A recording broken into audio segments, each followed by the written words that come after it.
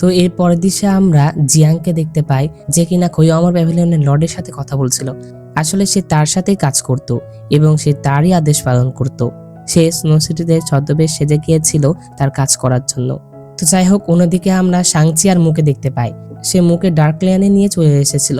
তখন সাংচি মুকে বলে যে, তুমি কি মনে করছো যে আমি কিছুই বুঝতে পারবো না? আসলে তুমি চেনকে যে নিষ্ঠুর কথাগুলো বলেছিলে, এটা শুধুমাত্র তাকে বাঁচানোর জন্য। কারণ তুমি দেখেছিলে যে আমি তাকে একেবারে মেরে ফেলতাম, কিন্তু তুমি তাকে বাঁচানোর জন্য এটা করেছো। এই কথা বলে সাংচি যখন মোয়ের ভিতরে আবারও ডেমনিক পাওয়ার দিতে যাবে, তখন সে দিতে পারে না। কারণ মোয়ের ভিতরে এখন জেড ভোল্ট টেকনিক ছিল, যেটা কিনা চেন তার ভিতরে দিয়েছিল। তো এটাতে সাংচি একটি ওষুধ বের করে। এটা বের করে সে মুকে বলে যে, এটা তোমার ব্যথা কমানোর একটি ওষুধ। এটাকে বলা হয় ডিসিলিউশন ওয়াটার। এটা যদি তুমি গ্রহণ করো, তাহলে তুমি তোমার সব আবেগ ভুলে যাবে। অর্থাৎ তুমি তোমার ভালোবাসা, ঘৃণা, এই সবকিছু ভুলে যাবে। তোমার কোনো ইমোশন থাকবে না। যদিও তুমি সকল মানুষদের সাথে দেখা হওয়ার কথাগুলো মনে রাখতে পারবে, কিন্তু তোমার ভিতরে তাদের জন্য কোনো আবেগ থাকবে না। তুমি চেনের প্রতি ভালোবাসাও দেখাতে পারবে না, কিংবা তার প্রতি ঘৃণাও করতে পারবে না। আর এইভাবেই তুমি কোনো ব্যথা অনুভব করতে পারবে না। এটাতে মু বলে যে, আমি কখনোই এটা পান করব না। এই কথা বলে যখন সে চলে যাচ্ছিল, তখন সাংচি তাকে ধরে ফেলে। তো সাংচি যখন জোর করে মুকে এটা খাওয়াতে যাবে, তখন মু সাংচিকে বলে যে, সাংচি, তুমিও মনে হয় কাউকে ভালোবেসেছিলে, তাই না? এটাতে সাংচি নীরব হয়ে যায়। মু বলে যে, আর তার কারণেই তুমি 20 বছর আগে তোমার হাতও হারিয়েছিলে। কিন্তু তুমি এত কষ্ট পাওয়ার পরেও এই ওষুধটি তো তুমি পান করনি, কারণ তুমি তার ভালোবাসার স্মৃতিগুলো ভুলতে চাচ্ছিলে না। তাহলে তুমি কেন আমাকে এই কাজটি করাচ্ছ? আমিও এটা ভুলতে চাই না। এই কথা শুনে সাংচি অনেক রেগে যায়, আর সে মুখে জোর করে সে ওষুধটি খাওয়ায়। সাংচি তাকে সেই ওষুধটি দিয়ে বলে যে, তোমার আর চেনের ভাগে সবসময় একে অন্যের শত্রুই হওয়া লেখা আছে, তাই তোমরা কখনোই এক হতে পারবে না। এই কথা বলে সে সেখান থেকে চলে যায়। তখন আমরা দেখতে পাই মু আস্তে আস্তে চেনের সাথে ঘটা সকল আবেগগুলো ভুলে যাচ্ছিল, অর্থাৎ যেমনটা সাংচি বলেছিল আর কি। অন্যদিকে আমরা নানকে দেখতে পাই।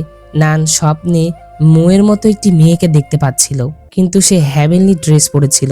মেয়েটি বলছিল যে মহাবিশ্ব এখনো টিকে আছে, আর আমরা সর্বদা একসাথে চলতে থাকবো। এটা দেখা পরে হঠাৎ করে নানে ঘুম ভেঙে যায়, আর সে নিজেকে একটি রুমে দেখতে পায়।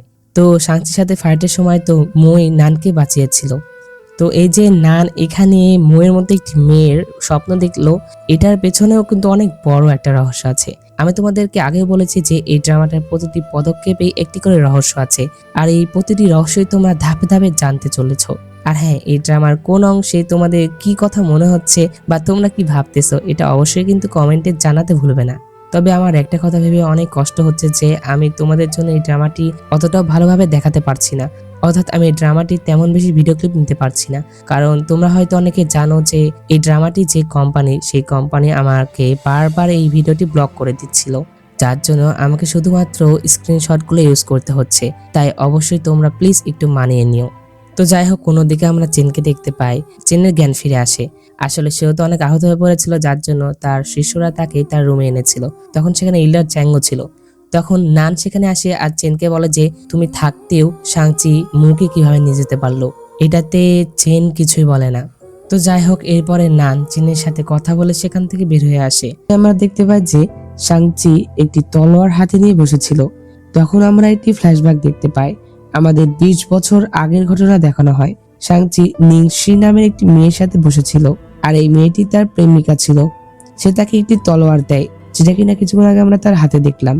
সাংচি নিংশিকে বলছিল যে, তোমার মাস্টার তো অমরজোটের নীতের সাথে তোমাকে বিয়ে দিবে বললো।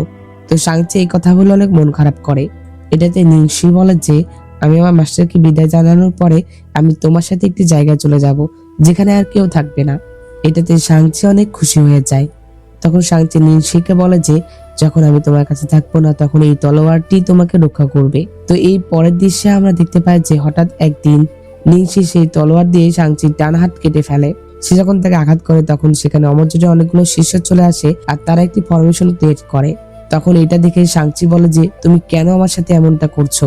তখন নিংশি বলে যে, কারণ তুমি আমাকে বিরক্ত করো। আর এই কথা বলে তারা সাংচিকে আঘাত করতে থাকে। তখন সাংচি বলে যে, তাহলে এটা শুরু থেকে একটা ফাঁদ ছিল, তোমার সবকিছু মিথ্যা ছিল, তুমি আমাকে ঠকিয়েছো।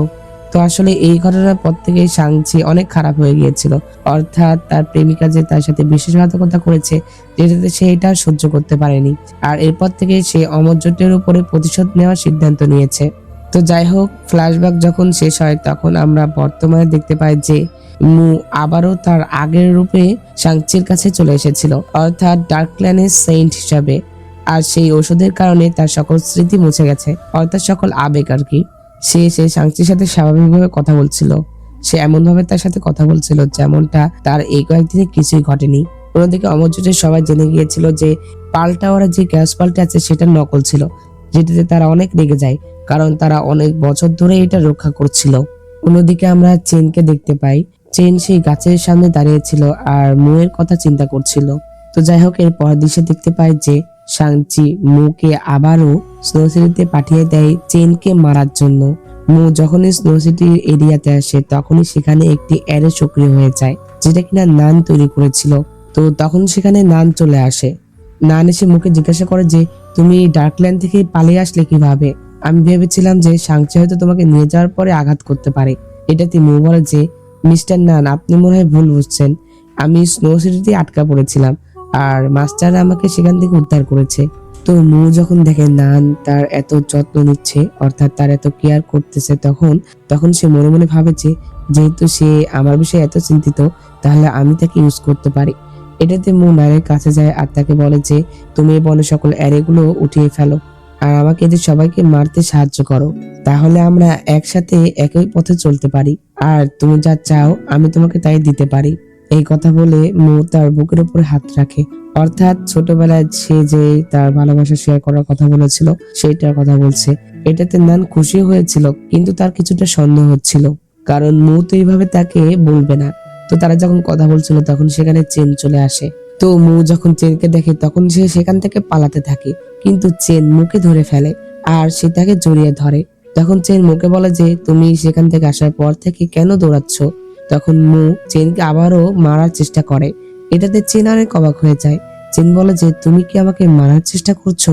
তো তারা যখন কথা বলছিল তখন নান বলে যে তার চোখের নিচে আমি একটা তিল দেখতে পেয়েছি, আর এটার মানে সে মুনলেন টিয়ার খেয়েছে, অর্থাৎ যে পানি খেলে মানুষ ভালোবাসা আবেগ সব ভুলে যায়। তো নান এখানে বুঝতে পেরেছিল যে মুয়ের সাথে কি ঘটেছিল। তো যাই হোক, অন্যদিকে দেখতে পাই চেন মুকে তার সাথে একটি ক্যাম্পে নিয়ে এসেছিল। আমরা মুকে দেখতে পাই সে ভিতরে বিভিন্নভাবে পরিকল্পনা করছিল যে কিভাবে চেনকে মারা যায়। তো যাই হোক, এর পরের দৃশ্যে দেখতে পাই যে গাও চিউমিং মিরাজ প্রাসাদের মাস্টারের সাথে কথা বলছিল। আর সাংচি যে প্রেমিক অর্থাৎ নিংশি, সেই মিরাজ প্রাসাদের মাস্টারের বোন ছিল। এরপরে গাও চিউমিং লুকিয়ে লুকিয়ে তার মাস্টারের কথা শুনতে থাকে। তার মাস্টারের কাছ থেকে সে জানতে পারে যে তার মা অর্থাৎ তার মাস্টারের বোন সাংচি প্রেমে পড়েছিল, আর যার কারণেই তারা সাংচিকে এইভাবে আঘাত করেছে, আর তারাই নকল কেওস পাল্টে এনেছিল। তো এই বিষয়ে কিন্তু গাও চিউমিং অনেক মন খারাপ করেছিল।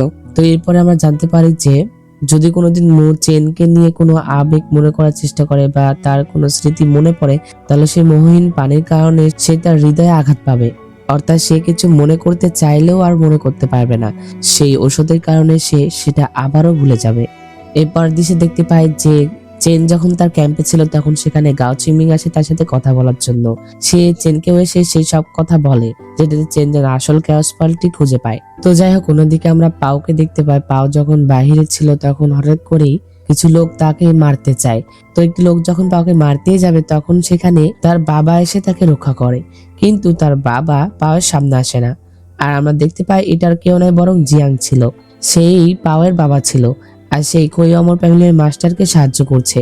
আসলে সে যেহেতু সেই মাস্টারের সাথে কাজ করছিল এবং অমরজ্যোতির বিরুদ্ধে ষড়যন্ত্র করছে, যার জন্য সে পাওয়ের সামনে আসছিল না, কারণ পাও কোনো খারাপ কাজ সহ্য করতে পারে না।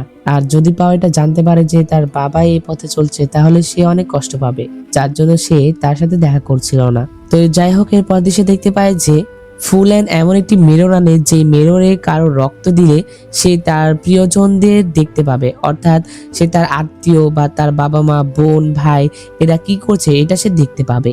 তো সেই মিররে যখন মুয়ের রক্ত পড়ে তখন সে গাও চিউমিংকে দেখতে পায়। এটাতে তারা বিশ্বাস করতে পারে না যে তারা সেই আয়নাতে গাও চিউমিংকে কেন দেখতে পাচ্ছে। আর এটা মানে এই আয়নাটি বোঝাচ্ছে যে মু আর গাও চিউমিং সরাসরি আত্মীয়। কিন্তু মু আর গাওচুমি এটাতে অনেক রেগে যায়, তারা বিশ্বাস করতে চায় না। তো এই আয়নাটির নাম ছিল ব্লাড মিরর। তো এটা পরীক্ষা করার জন্য এবার গাওচুমিং তার রক্ত দেয়। তো ভিডিওতে যদি ভালো লেগে থাকে তাহলে অবশ্যই একটা লাইক করে দাও, আর আমার চ্যানেলে নতুন হয়ে থাকলে চ্যানেলটি সাবস্ক্রাইব করে পাশে থাকা বেল বাটনটি অলে ক্লিক করে দাও, যাতে পরবর্তী ভিডিও নোটিফিকেশন সবার আগে তোমার কাছে পৌঁছে যায়। তো দেখা হচ্ছে পরবর্তী এক্সপ্লেনে, সে পর্যন্ত আল্লাহ তাআলা তোমাদের ভালো রাখুক, সুস্থ রাখুক এই কামনা করে আজকের ভিডিও এখানে শেষ করছি। চাই চিয়ান।